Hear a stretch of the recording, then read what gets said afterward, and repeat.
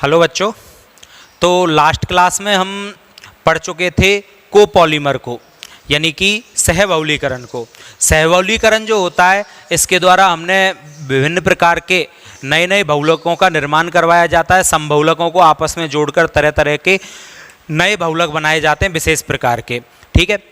और इसके द्वारा बहुलकों के करैक्टर भी सुधारे जाते हैं। जैसे कृत्रिम रबर जो होती हैं या सिंथेटिक रबर जो होती हैं, वो संश्लेषित रबर जो हैं उनके करैक्टर भी सुधारे जाते हैं, यानी भौतिक गुणों में सुधार किया जाता है, उनको कठोर बनाया जाता है, एलास्टिसिटी उनमें बढ़ाई जाती है। तो कोपॉलीमर के बाद अब हमारी बात आती है रबर पर, जो प्राकृतिक और कृत्रिम दोनों प्रकार की होती है, ठीक है। तो अब हम पढ़ रहे हैं प्राकृतिक रबर क्या होती है, और उसके साथ ही हम पढ़ेंगे कृत्रिम रबर यानी कि संश्लेषित रबर या सिंथेटिक रबर। दोनों ही प्रकार की रबरों को हम यहाँ पर कंप्लीट करेंगे। और जहाँ तक उम्मीद है तो नेक्स्ट जो क्लास आपकी होंगी उनमें ये चैप्टर आपका कंप्लीट हो जाएगा, क्योंकि इसमें अब एक इम्पॉर्टेंट टॉपिक जो हमारे फैक्ट्रियाँ होती हैं या उद्योग जो होते हैं उनमें काम आने वाले या उनमें बनने वाले जो औद्योगिक महत्व के पॉलीमर है उनको पढ़ना बाकी रह गया है। और इसके अलावा बहुलकों का अनुभार कैसे कैलकुलेट किया जाता है उसको हमको पढ़ना है। और एक पीडीआई टॉपिक है, पॉली डेफिशिएंसी इंडेक्स, इसको हमें पढ़ना है। तो 2 या 3 टॉपिक आपके शेष रह जाते हैं, उसके बाद हम इससे रिलेटेड कुछ क्वेश्चन करेंगे। आप साथ के साथ पीछे के चैप्टर के पीछे के क्वेश्चन भी आप साथ के साथ करते चलो, जो प्रॉब्लम होगी वो आपसे चर्चा की जाएगी, ठीक है। तो अभी आज का टॉपिक है हमारा प्राकृतिक रबर। देखते हैं क्या होता है, प्राकृतिक रबर क्या होती है।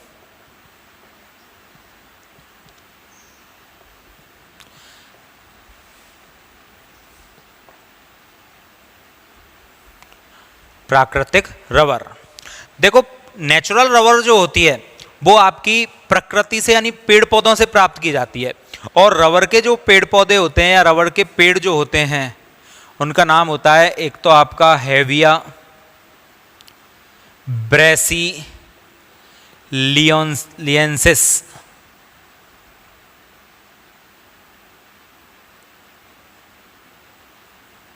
हेविया ब्रेसिलियंसिस, ठीक है। दूसरा एक और पादप होता है गट्टा पर्चा। ये 2 रबर के पादप हैं, इनसे रबर प्राप्त की जाती है, ठीक है। अब रबर बनाने के लिए क्या करते हैं, इन दोनों पादपों से एक दूध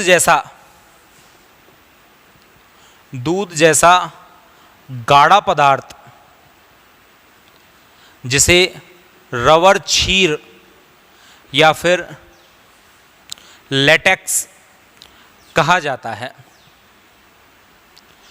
ये दूध जैसा गाढ़ा पदार्थ जिसे क्या बोलते हैं, रबर क्षीर कहा जाता है, उससे रबर का निर्माण किया जाता है। इसके लिए क्या करते हैं, जैसे एक मान के चलो कोई रबर का पेड़ है, कोई भी कैसा भी, तो इस पेड़ में क्या करते हैं, यहाँ पर कट लगा देते हैं। जैसे आपने देखा होगा ना कि नारियल के पेड़ जो होते हैं उनमें मूवी वगैरह हम बताते रहते हैं, घड़ा बांध दिया जाता है, उसमें से उस रस्सा टपकता रहता है। तो या फिर आपके आसपास आँख के पौधे होते हैं, उनको हम ऊपर से तोड़ देते हैं, उसमें दूध जैसा पदार्थ निकलता रहता है, हम उसे इकट्ठा कर लेते हैं। तो ऐसे क्या है, इसमें कट लगा दिए जाते हैं, जगह जगह पर कट लगा देते हैं। और कट लगाने के बाद यहाँ पर एक पात्र को लगा दिया जाता है, ठीक है। ये पात्र जो लगाया जाता है इसमें ये पदार्थ आकर इकट्ठा होता रहता है, इस पात्र के अंदर बांध देते हैं या किसी चीज़ से, यहाँ से ये इकट्ठा होता रहता है ये पदार्थ, ठीक है। और जब ये पात्र के अंदर ये पदार्थ हमारे पास आ जाता है, ये वाला, इस पदार्थ का ही नाम क्या होता है, लेटेक्स या रबर क्षीर। अब ये जो लेटेक्स है ये बहुत ज़्यादा नर्म होता है, ठीक है। तो इससे रबर प्राप्त करने के लिए क्या किया जाता है, इसमें पानी मिलाया जाता है, ऊपर से क्या मिलाया जाता है, वाटर को ऐड किया जाता है। अब कितना वाटर ऐड करते हैं, अभी ये जो मैंने रबर क्षीर प्राप्त किया है इसमें तो रबर की मात्रा बहुत ज़्यादा है। जैसे ही मैं वाटर मिलाऊंगा तो इसे इतना पतला कर दिया जाता है, इतना डाइल्यूट कर दिया जाता है कि इसमें रबर की मात्रा 10 से 20% ही रह जाती है, ओनली डाइल्यूट कर दिया जाता है। और उससे रबर की मात्रा केवल कितनी रह जाती है, 10 से 20% रह जाती है ओनली। फिर मैं एक एसिटिक एसिड CH3COOH को मिलाया जाता है ऊपर से। अब ये क्या करता है, ये स्कंदन करने का काम करता है। अब आप कहोगे स्कंदन क्या होता है, तो स्कंदन का मतलब होता है कि जो कण होते हैं कोलाइडी प्रकृति के, जिनका आकार 1 नैनोमीटर से 1000 नैनोमीटर के मध्य का होता है, उनको कोलाइडी कण कहा जाता है। और वो कण आकर क्या इकट्ठे होने लग जाते हैं, पास पास एकत्रित होने लग जाते हैं और छोटे छोटे कण गुच्छे बनाकर बड़े कणों में कन्वर्ट हो जाते हैं। इसे बोला जाता है स्कंदन। तो यहाँ पर क्या रबर के जो कण है 10 से 20% भाग में वो दूर दूर फैले हुए हैं, क्योंकि पतला है बहुत ज़्यादा, 10 से 20% मात्रा में रबर और पानी बहुत ज़्यादा हो गया है। तो रबर के जो कण दूर दूर हैं वो एसिटिक एसिड डालने पर पास पास आने लगते हैं और गुच्छों के रूप में इकट्ठे हो जाते हैं। और इस प्रकार जो हमें स्कंदन से प्राप्त रबर है उसको क्रॉप रबर कहा जाता है। क्या बोला जाता है, क्रॉप रबर। और ये जो क्रॉप रबर होती है ये हम यहाँ पर प्राप्त कर लेते हैं और यही हमारी नेचुरल रबर होती है। तो ये रबर निर्माण की पूरी प्रक्रिया है। एक बार और मैं बोल रहा हूँ, तो रबर का निर्माण रबर के पेड़ या पौधे जो भी हैं हेविया ब्रेसिलियंसिस और गट्टा पर्चा से प्राप्त की जाती है। इसके लिए क्या किया जाता है, रबर के जो पेड़ वगैरह होते हैं उनमें कट या चीरा लगा दिया जाता है और पात्र में उसका दूध जैसा गाढ़ा पदार्थ जिसे रबर छीर या लेटेक्स कहते हैं उसको इकट्ठा करते हैं। इकट्ठा करने के बाद उसमें डाइल्यूट करते हैं पानी मिलाकर, जिससे रबर की मात्रा 10 से 20% रह जाती है ओनली। और जब 10 से 20% रबर रह जाता है तो उसके बाद उसमें एसिटिक एसिड डाला जाता है। ये एसिटिक एसिड क्या करता है, रबर के जो कोलाइडी कण होते हैं उनका स्कंदन कर देता है, उनको इकट्ठा कर देता है। छोटे छोटे कणों का बड़ा हो जाना स्कंदन होता है। तो स्कंदन कर दिया जाता है जिससे वो गुच्छों के रूप में वो रबर इकट्ठी हो जाती है और इसे क्रॉप रबर या क्रॉप रबर कहा जाता है। ठीक है, जैसे तुमने कभी घर पर पनीर बनाया हो तो हम नींबू निचोड़ देते हैं ना ऊपर पनीर दूध में गर्म करके बॉईल करके, तो उसके अंदर जो छेना होता है पनीर होता है वो पहले तो एक एक कण दूर दूर रहते हैं, फिर उसे और गर्म करते हैं हम थोड़ा सा, या फिर वो धीरे धीरे इकट्ठा हो जाता है, फिर कपड़े में लेकर हम उसे छान देते हैं, तो पानी अलग और पनीर अलग। तो इसी प्रकार क्या है, वो जब इकट्ठा हो जाएगा तो इकट्ठा होने के बाद पानी अलग हो जाएगा और उसके लच्छे जो हैं वो बन जाएंगे, उसको छान कर सेपरेट कर लेते हैं। तो इस तरह से जैसा पनीर बनाया जाता है उसी प्रकार ये बनाया जाता है। ठीक है, सिरका जो आता है वो एसिटिक एसिड ही होता है उसमें। तो जैसे तुम नींबू डालते हो दूध के अंदर, दूध जैसे गाढ़े पदार्थ के अंदर पानी मिलाकर क्या डाल दिया जाता है, एसिटिक एसिड। जैसे तुम नींबू निचोड़ते हो, एसिटिक एसिड निचोड़ दो इसमें और रबर आपकी इकट्ठी हो जाएगी, पानी अलग हो जाएगा, छान कर सेपरेट कर दो। तो सेम प्रक्रिया पनीर बनाने की तरह। ठीक है, इस रबर का नाम क्या होता है, क्रॉप रबर होता है। अब एक्चुअली ये जो रबर है ये बहुत ज़्यादा यूजेबल रबर नहीं है, मतलब बहुत ज़्यादा काम नहीं आती है रबर। अब भाई ऐसा क्यों कि इतनी मेहनत कर रहे हैं और काम ही नहीं आए हमारे, तो फिर इस रबर को हम बनाएंगे क्यों? तो देखो इसका कारण है, ये रबर क्यों काम की नहीं है अभी तक। तो इसमें देखो क्या क्या चीज़ है।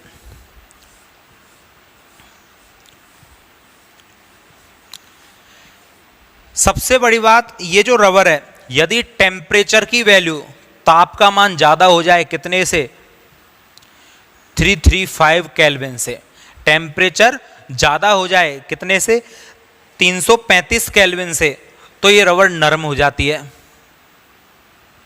और यदि टेम्परेचर की वैल्यू कम रह जाए, 283 केल्विन से कम रह जाए, तो ये रबर जो होती है वो कैसी हो जाती है, भंगुर हो जाती है, यानी कि चोट मारने पर बिखरने लग जाती है। जैसे एक नमक के डले पर चोट मार दोगे तो वो बिखर जाएगा, कण कण अलग हो जाएंगे, तो ऐसे ये भंगुर हो जाती है। तो अब बताओ ये रबर किस काम की, जो इतने ताप पर तो भंगुर है और इस ताप पर ये नर्म है।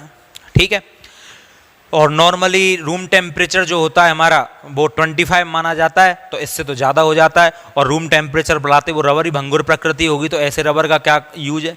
तो इस कारण इसको यूज नहीं लिया जाता है इतना। दूसरी बात, ये तो पहली चीज हो गई टेम्परेचर। सेकंड पॉइंट, ऑक्सीकारक अभिकर्मक के प्रति प्रतिरोधी नहीं होती, मतलब तुरंत ही ऑक्सीकृत होने लग जाती है, प्रतिरोधकता का गुण इसमें नहीं पाया जाता है। नंबर 3 बात, और क्या होता है, उच्च जल अवशोषण क्षमता होती है। इसमें जल अवशोषण क्षमता कैसी होती है, उच्च होती है। ठीक है, नंबर 4, अध्रुवीय विलायक जैसे बेंजीन, पेट्रोल,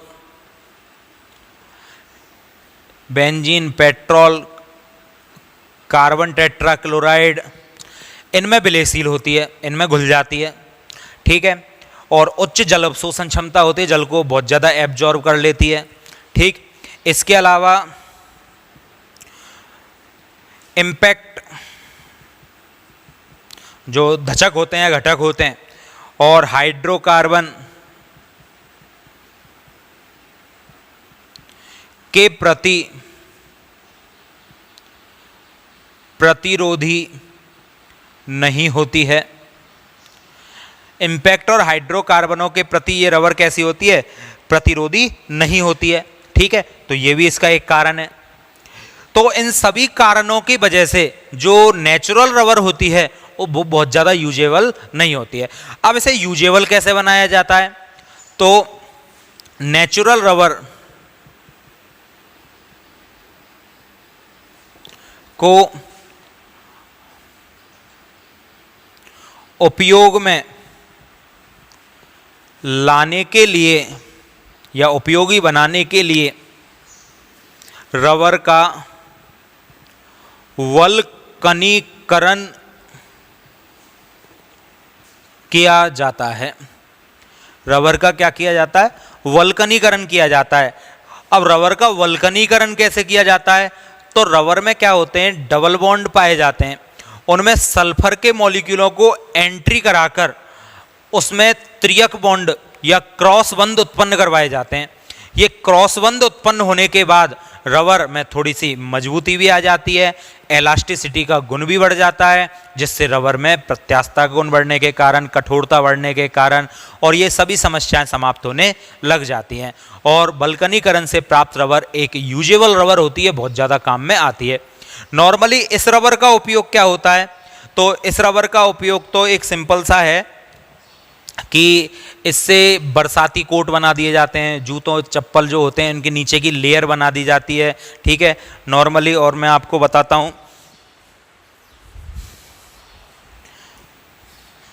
जूते चप्पल की लेयर बना दी जाती है, बरसाती कोट बनाने में, हैंडबैग बनाने में इनका उपयोग किया जाता है, ठीक है। अच्छा, अब बात आती है कि ये जो रबर होती है, नेचुरल रबर, इसकी इकाई कौन सी होती है, यानी कि एकलक इकाई, मोनोमर, और फिर उसका पॉलीमर कैसे बनाया जाता है? तो आपको मैंने पहले ही बता दिया था कि रबर जो होती है उसकी एकलक इकाई कौन सी है आपकी? प्राकृतिक रबर की 2-क्लोरो-1,3-ब्यूटाडाइईन, सॉरी 2-क्लोरो नहीं, 2-मिथाइल-1,3-ब्यूटाडाइईन। तो देखो किस प्रकार से हम मोनोमर से पॉलीमर बनाते हैं इसमें, ठीक है। आप स्क्रीनशॉट लेकर उतार लोगे, मैं रेज कर रहा हूं।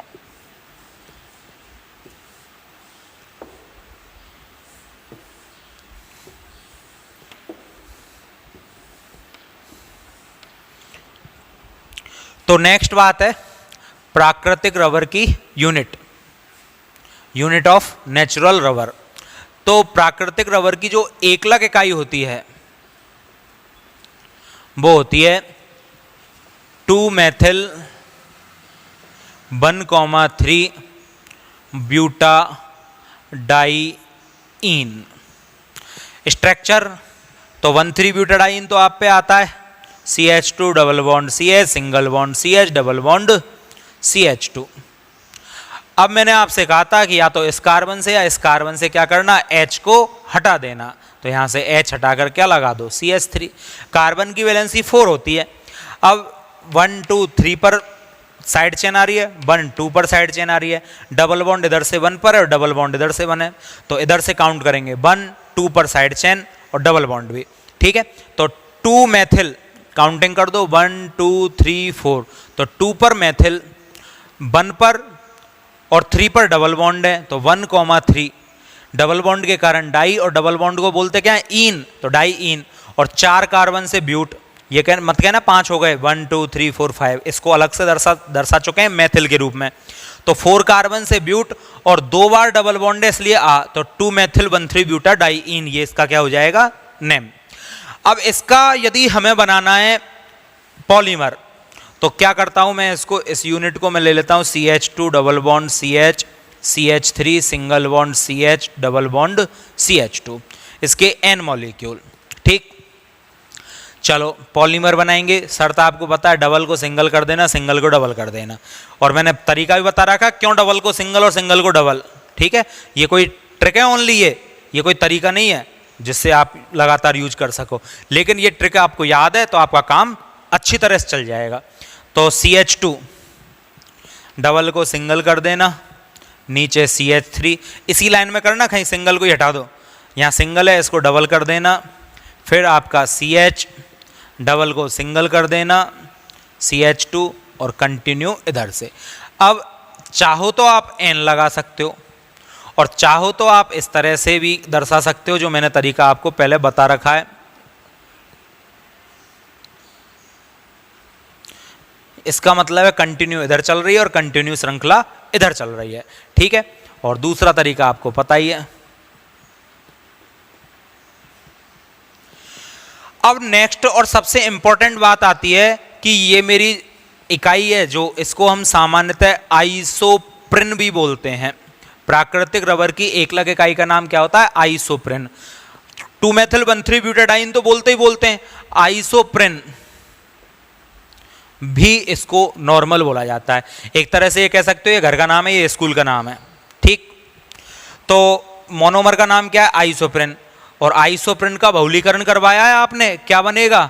पॉली आइसोप्रिन, पॉली आइसोप्रिन बन जाएगा। क्लियर?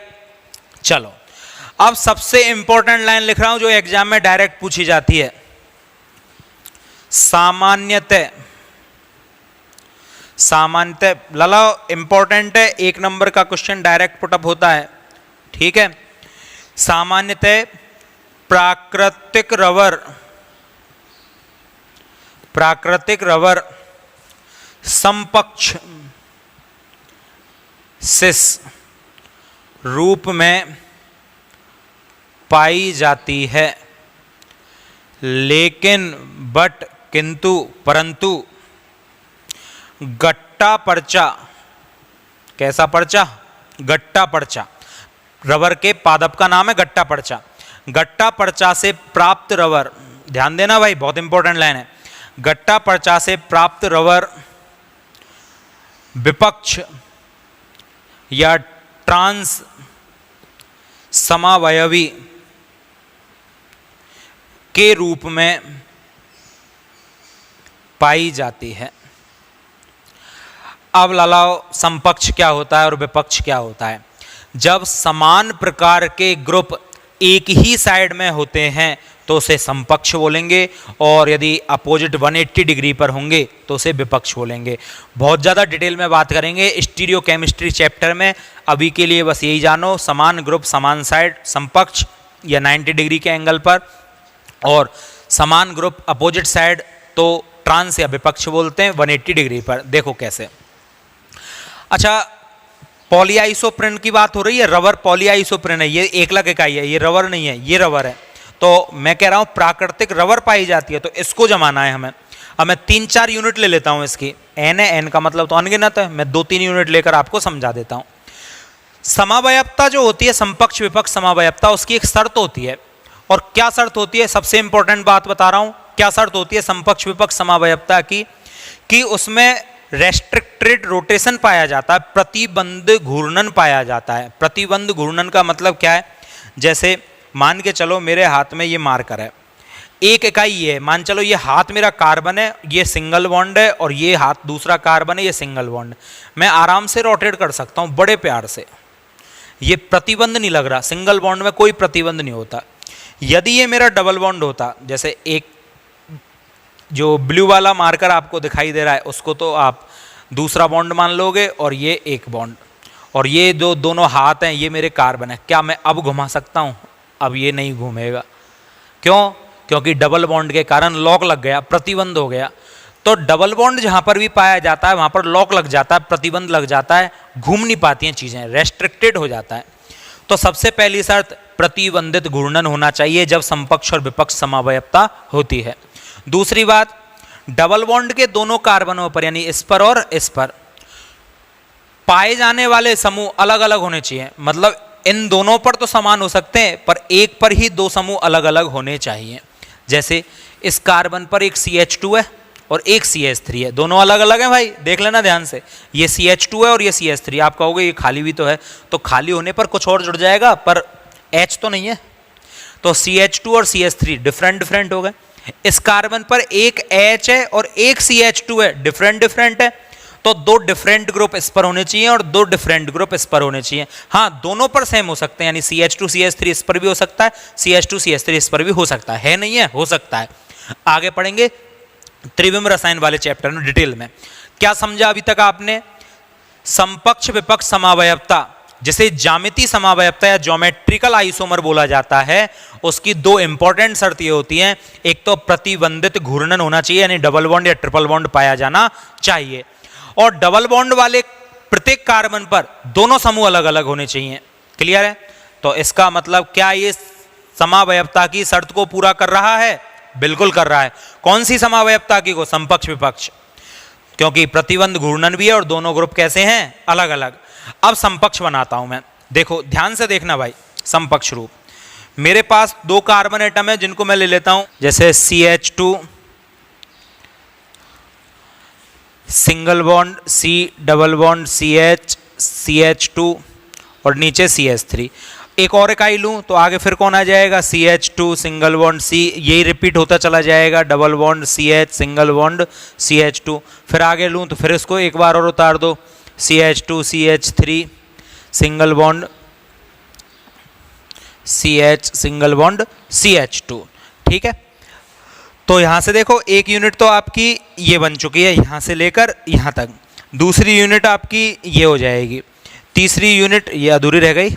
CH2 C पर नीचे CH3, यहाँ पर सिंगल डबल बॉन्ड CH और यहाँ पर आपका CH2। तो इस तरह से first unit, second unit, third unit, 3 unit काफ़ी हैं, सफिशिएंट है, जिससे आपको समझ में आ जाएगा। और ये कंटिन्यू इधर चलता रहेगा और ये कंटिन्यू इधर चलता रहेगा। देखो अब मैं इन यूनिटों से बना रहा हूं कौन सी? समपक्ष इकाई। देखना, सबसे पहले इस कार्बन को और इस कार्बन को मैं लिख लेता हूं। इस पर एक CH2 लगा हुआ है आपका और एक CH3 लगा हुआ है और ये कंटिन्यू इधर चल रहा है। अब इस कार्बन पर एक H है और एक CH2 है, तो CH2 तो मैं ऊपर लगाऊंगा, क्यों? ये आपको पता है, समान समूह एक ही ओर आएंगे तो उसको ही मैं समपक्ष बोलूंगा। समान समूह एक ही ओर आएंगे तो उसी को मैं क्या बोलूंगा? समपक्ष। तो ये यहां पर समपक्ष बना। ठीक है, अब फिर से C डबल बॉन्ड C। अब देखो CH2A आ गया, CH3 आ गया, CA आ चुका है डबल बॉन्ड, यहां से ये कार्बन और कार्बन पर एक H और CH2, यहां तक हम पहुंच चुके हैं। अब CH2 से CH2 ही जुड़ेगा, CH2 से CH2 ही जुड़ेगा, तो मैं यहां पर पहले क्या करता हूं? एक CH2 जोड़ लेता हूं। ठीक है, यहां तक कोई प्रॉब्लम? अब मैं यहां पहुंच चुका हूं, फिर कार्बन डबल बॉन्ड कार्बन, इस कार्बन से एक CH2 है, एक मेरा CH3 है। ठीक है, एक CH2 है जो पहले से जुड़ गया और एक CH3 है। अब ये कार्बन ये रहा, ये कार्बन ये आ चुका है, इस कार्बन पर एक H है और एक CH2 है। अब मेरे को ये बताओ ये CH2 कहाँ लगाया जाएगा? इसकी सीध में, इसकी सीध में, यानी कि यहाँ पर, क्योंकि समान ग्रुप समान साइड में आएंगे तो ही समपक्ष बनेगा। इधर क्या आ जाएगा आपका? H। क्लियर? चलो यहां तक हम पहुंच चुके हैं। अब इस CH2 से एक CH2 जुड़ रहा है तो मैं यहां से एक CH2 और जोड़ देता हूं। ये कौन सा वाला CH2 है? ये वाला। फिर मेरे पास कार्बन कार्बन डबल बॉन्ड वाले हैं, तो कार्बन डबल बॉन्ड कार्बन, ये CH2 इस कार्बन से जुड़ा हुआ है तो ये कार्बन से CH2। एक CH3 है, इसको ऊपर ले लो आप। ठीक है, या फिर इस तरह से ना करो तो देखो, इससे CH2 है, ये मैंने यहाँ पर CH2 जोड़ दिया। फिर ये कार्बन कार्बन, ये इससे CH2 जुड़ गया, इससे क्या जुड़ा हुआ है आपका? CH3। अब इस कार्बन से देखो CH2 के सीध में CH2 आना चाहिए और इधर H। ये आपके समझ में आया नहीं आया? पहले ये बताओ।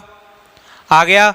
चलो नहीं आया, मैं एक बार और रिपीट कर रहा हूं जिससे आपके समझ में आए, ऊपर बनाऊंगा। देखो ध्यान से देखना, क्योंकि ये चीजें बहुत इंपॉर्टेंस रखती है। आपका चैप्टर भी है अलग से, तो वहां भी हमारे ये काम में आएंगे। देखो सबसे पहले मैं एक यूनिट को लिख रहा हूं, ये पूरी एक यूनिट, ठीक।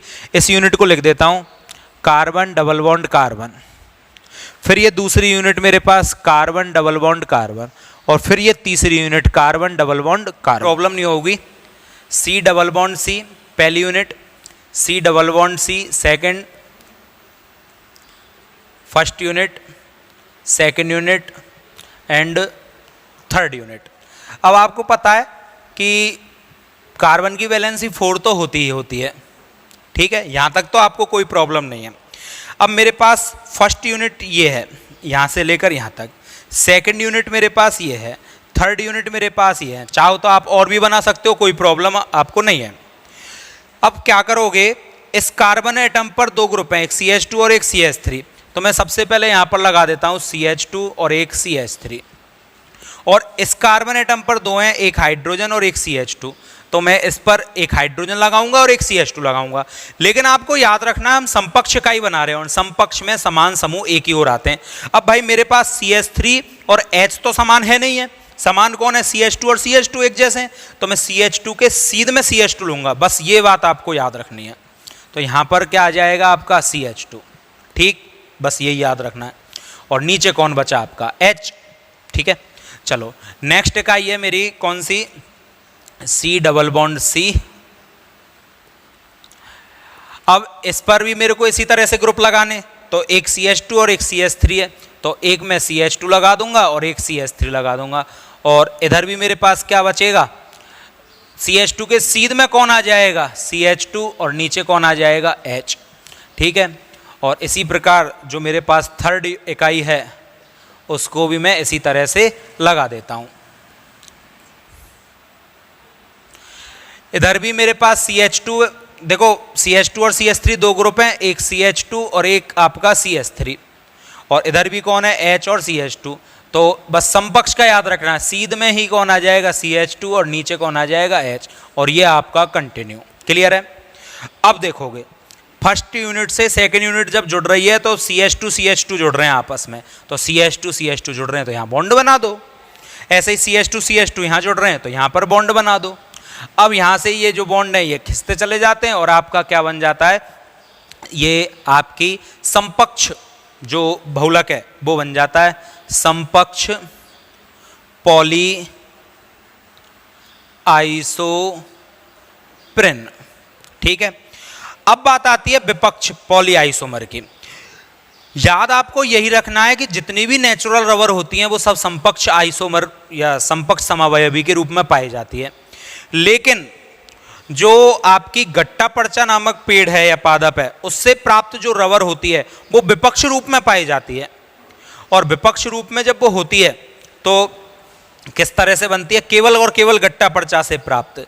तो उसको कैसे बनाएं, C double bond C 1 2 3 4, first unit ऐसे ही उतारोगे CH2 CH3 इसको।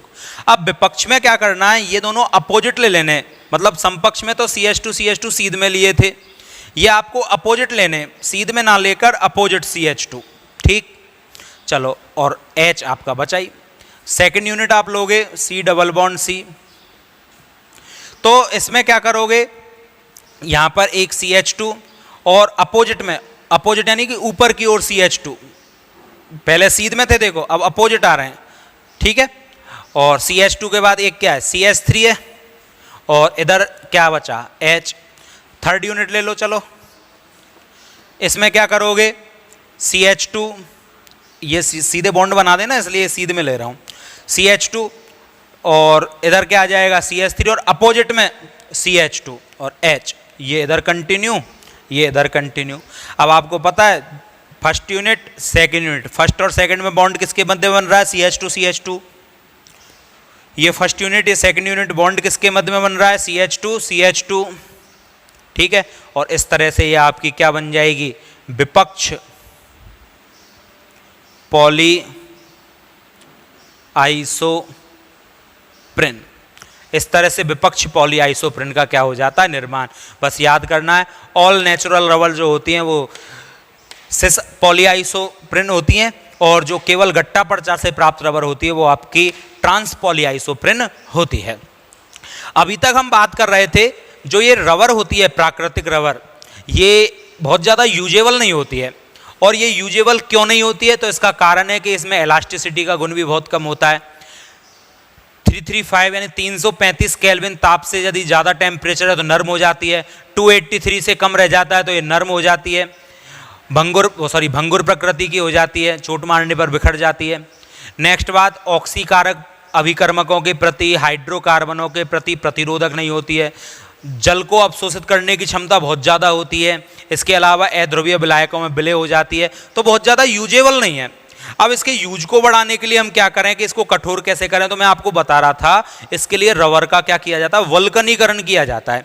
और रबर के वल्कनीकरण की स्टार्टिंग एक साइंटिस्ट हुआ था गुडईयर नाम का, हिंदी मत कर देना नहीं तो अच्छा साल हो जाएगा। तो एक आप इनको आप इनको उतारोगे स्क्रीनशॉट लेकर, मैं अरेंज कर रहा हूं।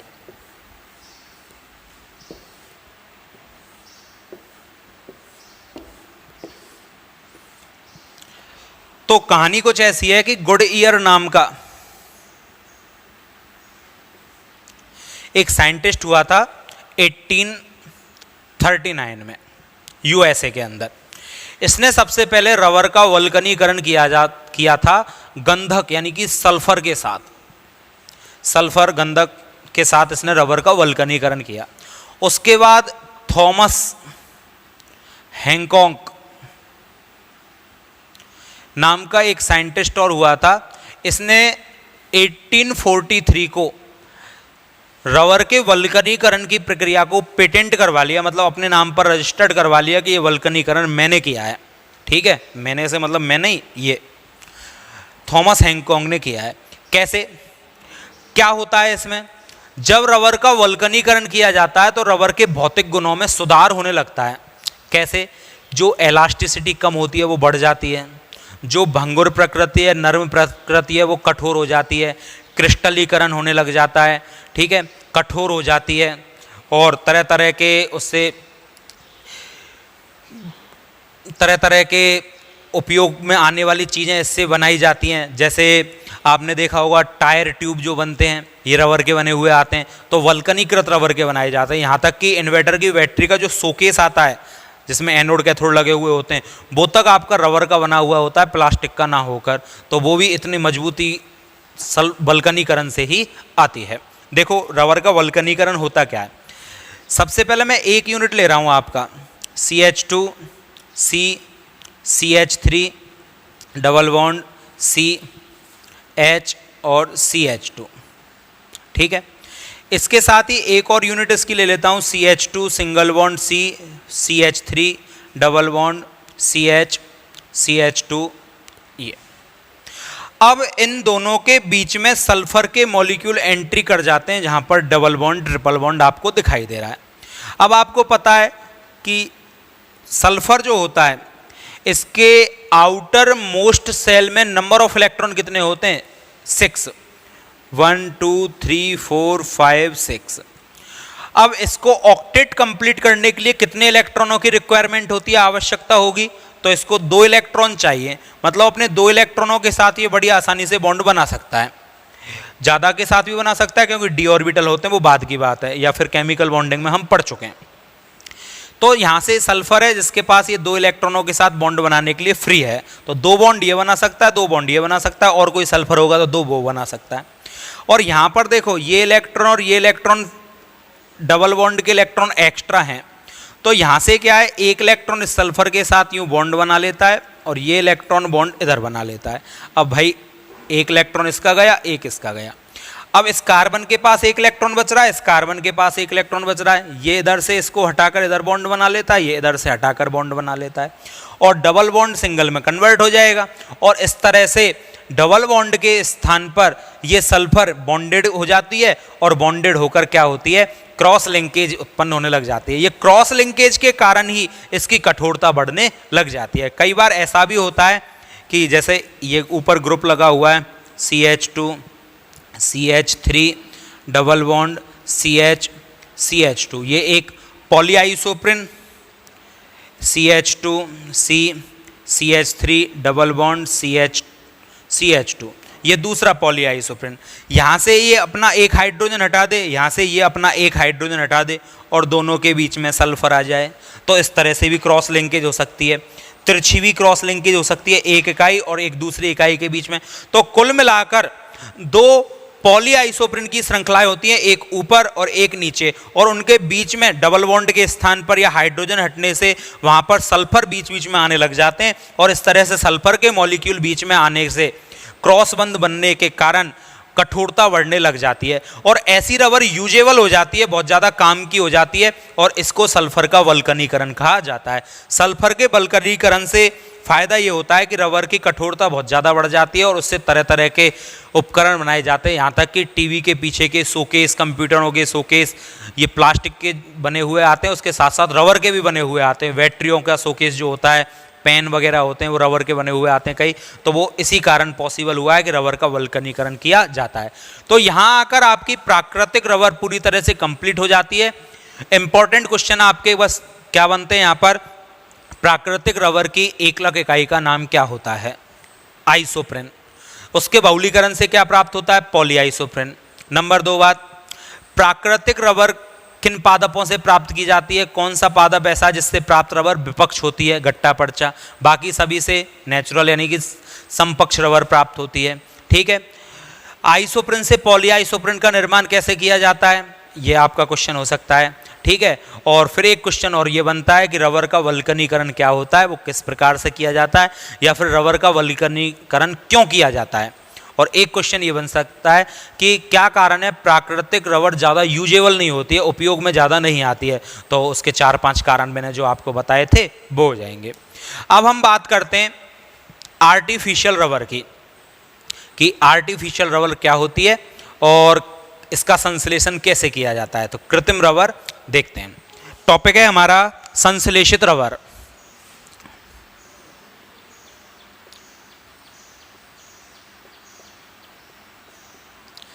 संश्लेषित रबर में सबसे पहले मैं लेता हूं स्टाइरीन ब्यूटाडाइईन रबर, शॉर्ट में SBR भी बोल देते हैं, स्टाइरीन ब्यूटाडाइन रबर। इसका एक और नाम होता है ब्यूना S। अब देखो इस नाम से एक फायदा है, ब्यू मतलब 1,3 ब्यूटाडाइन, ना मतलब सोडियम, S मतलब स्टाइरीन। तो किस तरह से बनाई जाती है, सबसे पहले आप 1,3 ब्यूटाडाइन की एकलक इकाई लिख लोगे, CH2 double bond CH single bond CH double bond CH2, ये आपकी 1,3 butadiene plus styrene CH2 double bond CH C6H5। इसका बहुलीकरण जब किया जाएगा तो बहुलीकरण करने पर क्या होगा, यहाँ से आप इसको खोलोगे, मैंने तरीका आपको बता रखा है, डबल को सिंगल और सिंगल को डबल।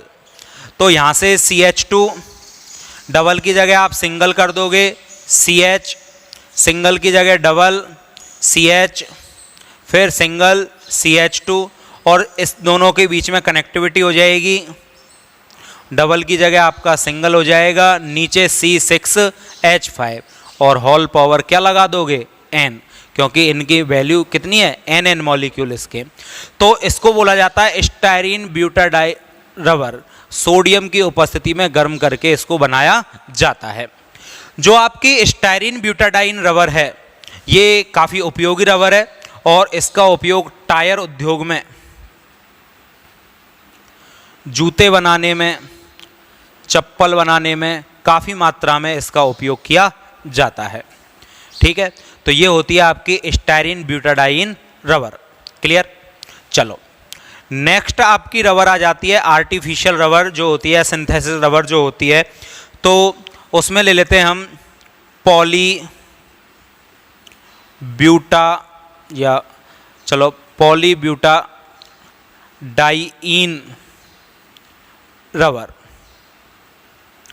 पॉलीब्यूटाडाइईन रबर जो होती है ये ब्यूटाडाइईन रबर के पॉलीमराइजेशन से बनती है। ठीक है, ऊपर की इकाई में भी आप एक दो बात और बोल सकते थे। कौन सी? सबसे पहली बात, दो अलग अलग प्रकार की एकलक इकाइयां जुड़ रही हैं, समबहुलीकरण है या सहबहुलीकरण है, तो ये एक सहबहुलीकरण होता है, ये भी आप बोल सकते थे। क्या इसमें कोई सह उत्पाद बाहर निकल रहा है? नहीं, तो ये योगात्मक बहुलीकरण है। ये डिटेल हम बता सकते थे ऊपर वाली में, ब्यूना एस में। पॉलीब्यूटाडाइईन में क्या होता है, एकलक इकाई जो होती है वो क्या होती है आपकी ब्यूटाडाइईन, और ब्यूटाडाइईन क्या होता है CH2 double bond CH, CH double bond CH2। अब इसका पॉलीमराइजेशन जब आप करोगे तो पॉलीमराइजेशन करने पर क्या होगा, एकलक इकाइयां आपस में खुलती जाएंगी, N मॉलिक्यूल, डबल की जगह आप सिंगल कर दोगे और सिंगल की जगह आप डबल कर दोगे। यहां पर सिंगल हो जाएगा CH, यहां पर डबल आ जाएगा CH, यहां पर सिंगल CH2, और दोनों साइड से क्या कर दोगे N मॉलिक्यूल। ये आपका पॉलीब्यूटाडाइईन रबर PBR कहलाएगा। ठीक है, एक्चुअली पॉलीब्यूटाडाइईन रबर जो होते हैं इसका उपयोग किया जाता है, यह रबर जो है ये टायर उद्योगों में, जूते चप्पल बनाने में तो इसका उपयोग होता ही होता है। इसके अलावा इसकी प्रतिरोधक क्षमता अधिक होती है, तो गैसकेट बनाने में, वाहनों के पट्टे बनाने में, हौज बनाने में इसका उपयोग किया जाता है। ठीक है, तो ये आती है आपकी पॉलीब्यूटाडाइईन रबर। नेक्स्ट इसके उपयोग की बात करते हैं कि इस रबर के उपयोग क्या हैं पॉलीब्यूटाडाइईन रबर के। तो पॉलीब्यूटाडाइईन रबर एक ऐसी रबर है जो कम ताप पर उपयोगी होती है, यानी कि टेम्परेचर जहां कम होता है वहां पर इसका उपयोग ज़्यादा किया जाता है।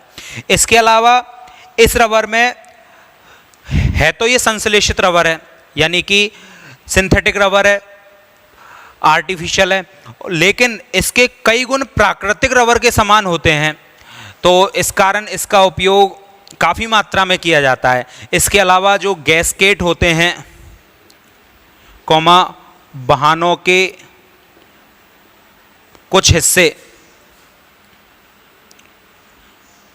बनाने में भी इसका उपयोग किया जाता है, तो वाहनों के कुछ हिस्से बनाने में भी इसका उपयोग करते हैं, गैसकेट बनाने में भी इसका उपयोग किया जाता है। तो ये होती है आपकी पॉलीब्यूटाडाइईन रबर, कम तापमान पर उपयोगी रबर होती है ये।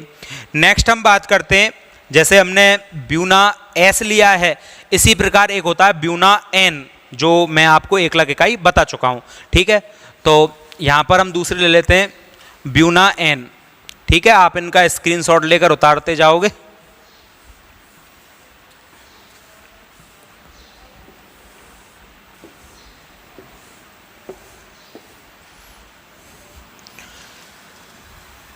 नेक्स्ट आ जाती है ब्यूना एन, इसको नाइट्राइल रबर भी कहा जाता है। ठीक है, NVR, नाइट्राइल ब्यूटाडाइईन रबर। ठीक है, इस नाम से भी इसको जाना जाता है। ठीक है, या फिर एक्रिलोनाइट्राइल ब्यूटाडाइईन रबर। ब्यूना एन, ब्यू मतलब 1,3 ब्यूटाडाइईन, ना मतलब सोडियम, और एन मतलब एक्रिलोनाइट्राइल। बनाया कैसे जाता है, तो 1,3 ब्यूटाडाइईन। अब ये 1,3 ब्यूटाडाइईन कितना काम में आ रहा है देखो आप, इसके एन मॉलिक्यूल, एन मतलब एक्रिलोनाइट्राइल, ये नाइट्राइल शब्द से आ रहा है, तो क्या होता है nitrile CH2 double bond CH और CN, ये होता है आपका एक्रिलोनाइट्राइल। इसका बहुलीकरण करवाओगे आप, तो बहुलीकरण में मैंने तुमको बता रखा है डायरेक्ट डबल को सिंगल, सिंगल को डबल बना दोगे डायरेक्ट इसमें, तो क्या हो जाएगा यहाँ से CH2 डबल की जगह सिंगल, CH सिंगल की जगह डबल, फिर CH सिंगल CH2। यहाँ पर आप क्या कर दोगे बॉन्ड का फॉर्मेशन, CH2 इधर आपका CH, नीचे CN, और ये पूरे पर होल पावर N। ये आपका क्या बन जाएगा ब्यूना एन या नाइट्राइल रबर।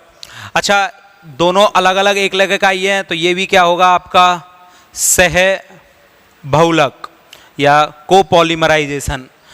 कोई सह उत्पाद नहीं बना है तो योगात्मक बहुलीकरण हुआ है यहाँ पर। नेक्स्ट बात, उपयोग क्या क्या होते हैं इस रबर के, तो इस रबर के बहुत उपयोग हैं। पहला, ओजोन अपक्षय या ओजोन परत का जो अपक्षय होता है उसके प्रति ये प्रतिरोधक होती है, ठीक है। नेक्स्ट बात, तेलों के प्रति प्रतिरोधक होती है ये। तीसरी बात, ज्वाला के प्रति भी कुछ इसमें प्रतिरोधकता पाई जाती है। तो ज्वाला के प्रति प्रतिरोधकता है, तेलों के प्रति इसमें प्रतिरोधकता है। तो इससे फायदा क्या होगा, जो ऑयल संग्रह करने वाले टैंक होते हैं, करने वाले जो वाहन होते हैं, उनमें गैसकेट, ऑयल सील बनाने में काम आती हैं।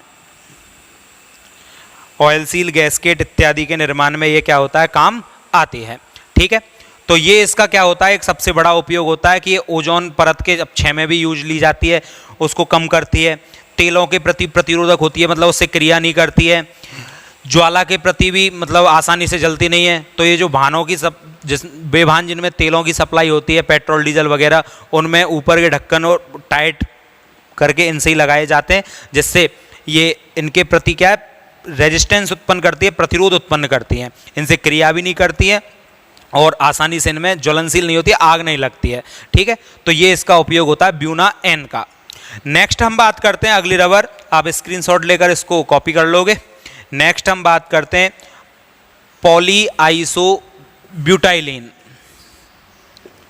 तो 3 आपकी कृत्रिम रबर कंप्लीट हो चुकी हैं। चौथी रबर हम जो पढ़ रहे हैं वो होती है आपकी पॉली आइसो ब्यूटाइलिन। नंबर 4 पर पॉली आइसो ब्यूटाइलिन रबर। इसकी एकलक इकाई का नाम क्या है, iso butylene. Formula CH2 double bond C CH3CH3। याद है आपको धनायनिक योगात्मक बहुलीकरण करवाया था हमने इसका, ठीक है। चलो, इलेक्ट्रॉन दाता समूह पाया जाता है इसमें। तो सबसे पहले CH2 double bond C CH3CH3N। जब बहुलीकरण किया जाएगा तो डबल बॉन्ड खुल जाएगा और क्या बनेगा, CH2 सिंगल बॉन्ड C, ऊपर CH3 इधर से भी फ्री, इधर से, और होल पावर क्या लग जाएगा, N। तो ये आपका हो जाएगा poly iso butylene. Poly iso butylene short form क्या बनेगी, PIB। शॉर्ट फॉर्म जरूर याद रखोगे क्योंकि एक बार पान बनवाया जा चुका है, पॉली एक्रिलोनाइट्राइल, ठीक है। तो ये PIB आपकी क्या हो जाएगी, एक सिंथेटिक रबर होती है। अच्छा, इस रबर का सबसे ज़्यादा फायदा होता है क्या, इसका सबसे ज़्यादा यूजफुल फायदा क्या है हमारे लिए, कि हवा को या हवा के प्रति अभेद होती है ये।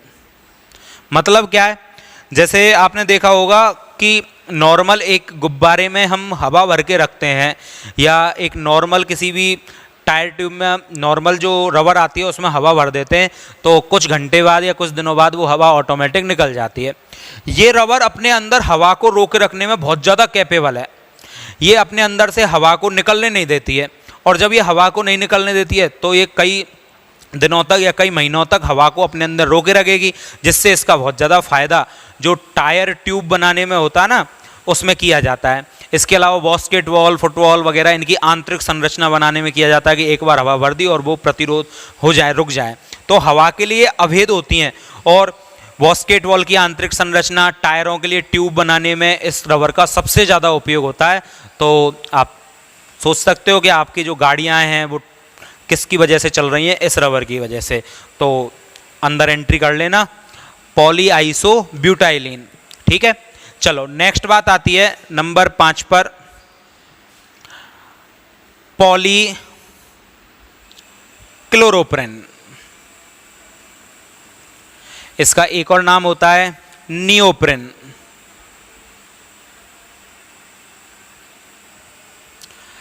ठीक है, एकलक इकाई क्या है? एकलक इकाई इसकी होती है या तो आप क्लोरोप्रेन कह दो या फिर 2 क्लोरो 1,3 ब्यूटाडाइइन।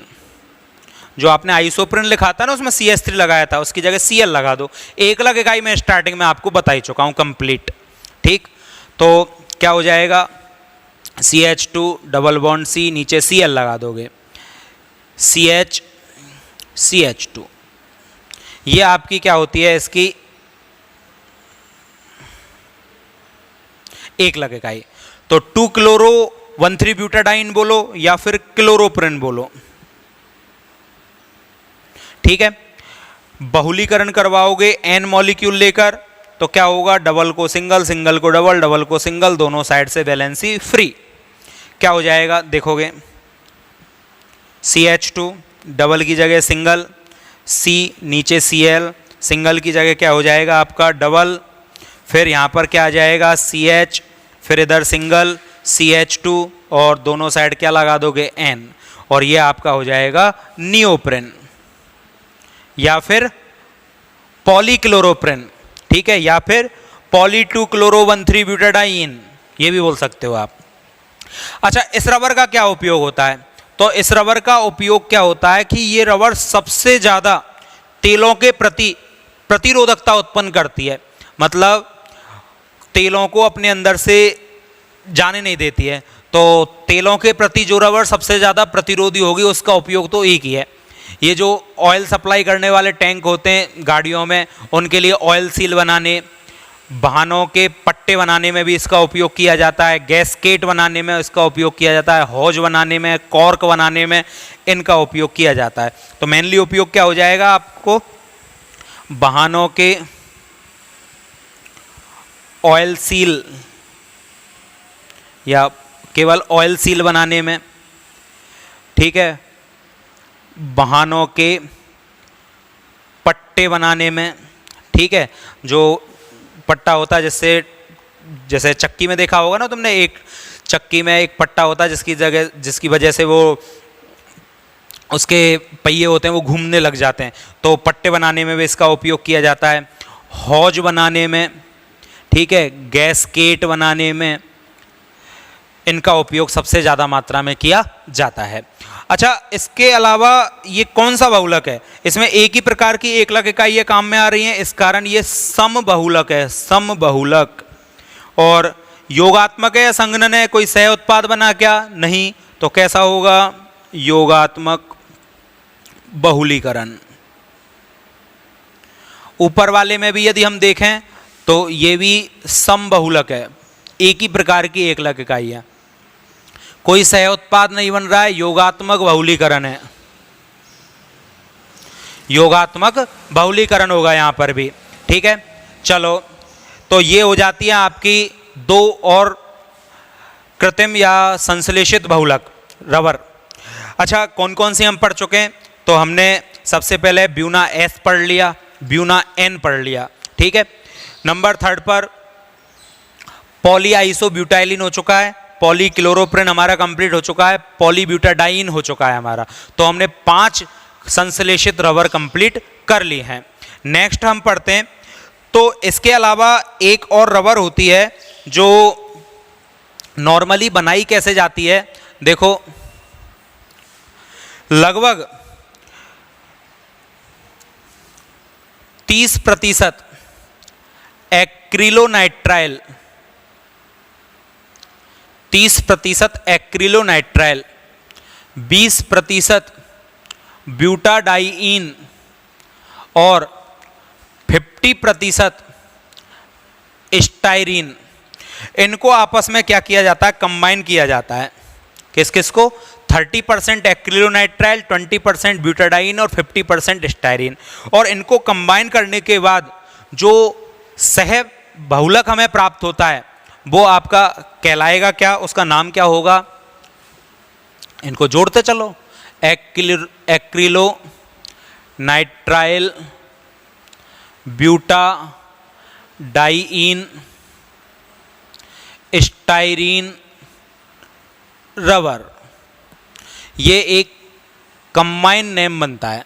तो ये भी एक आर्टिफिशियल या सिंथेटिक रबर होती है जो काफ़ी उपयोग में ली जाती है। तो ये आपकी जो संश्लेषित सभी रबर हैं वो यहाँ पर आकर कंप्लीट हो जाती है, और संश्लेषित ही नहीं, यहाँ पर आकर आपकी टोटल जो रबर वाला टॉपिक है वो भी कंप्लीट हो जाता है। रबर हमने दो प्रकार की पढ़ी, प्राकृतिक रबर और संश्लेषित रबर। प्राकृतिक में हमने केवल आइसोप्रिन को देखा था जो बहुत ज़्यादा उपयोगी नहीं थी, इसलिए इसका वल्कनीकरण करवाकर हमने उसकी कठोरता को बढ़ाया था।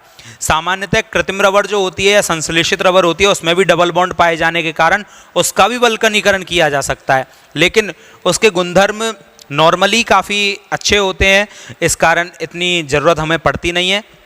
वल्कनीकरण केवल प्राकृतिक रबर का ही ज़्यादा करवाया जाता है। ठीक है, गट्टा पर्चा से प्राप्त रबर हमारी विषम यानी कि ट्रांस थी, और बाकी जो नेचुरल किसी भी पौधे से या पेड़ से प्राप्त होती है प्राकृतिक रबर वो समपक्ष होती है। ठीक है, तो हम यहाँ पर कंप्लीट कर चुके हैं पूरा टॉपिक रबर को। ठीक है, आज की क्लास में इतना ही। Thank you.